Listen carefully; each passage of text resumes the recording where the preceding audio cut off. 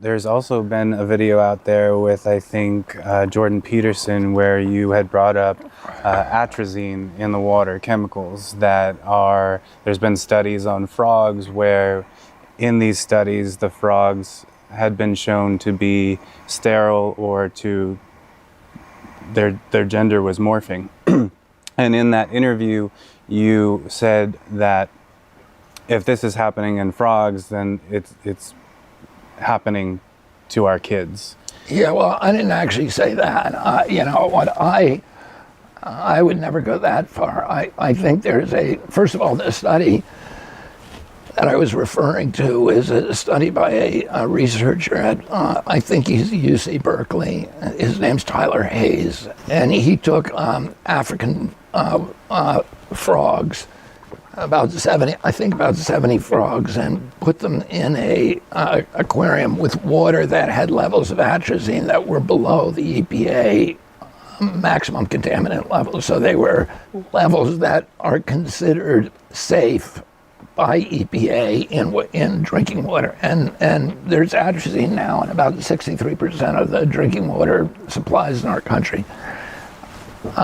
The frogs that were exposed to these very low levels or modest levels of atrazine, I think 60 of them became sterile, and the remaining 10 or 10%, I forget what the number was, they were all male. They started out male. 10% turned female and were able to produce fertile eggs. So you've had a demonstration now in an animal model of these dramatic gender transformations in frogs. Now, is that applicable to human beings? Sometimes animal models, oftentimes animal models are applicable to some process that might happen in human beings. There's nothing that we can say about that, other than that. Are there studies that exist now, or am I correct in presuming that you're just asking the questions? You want to know. Yeah, what I've said is we should be studying it. And by the way, I've been talking about this for 40 years, long before this study. There are all kinds of endocrine disruptors that we are putting out in the environment. PCBs that I've been fighting for 40 years are a very potent endocrine disruptor. There are many other endocrine disruptors in pesticides, in the chemicals that we're putting in our food and our water supply. Endocrine disruptors are chemicals that disrupt or distort human sexual behavior. And atrazine clearly is, highly likely is one of those. Right.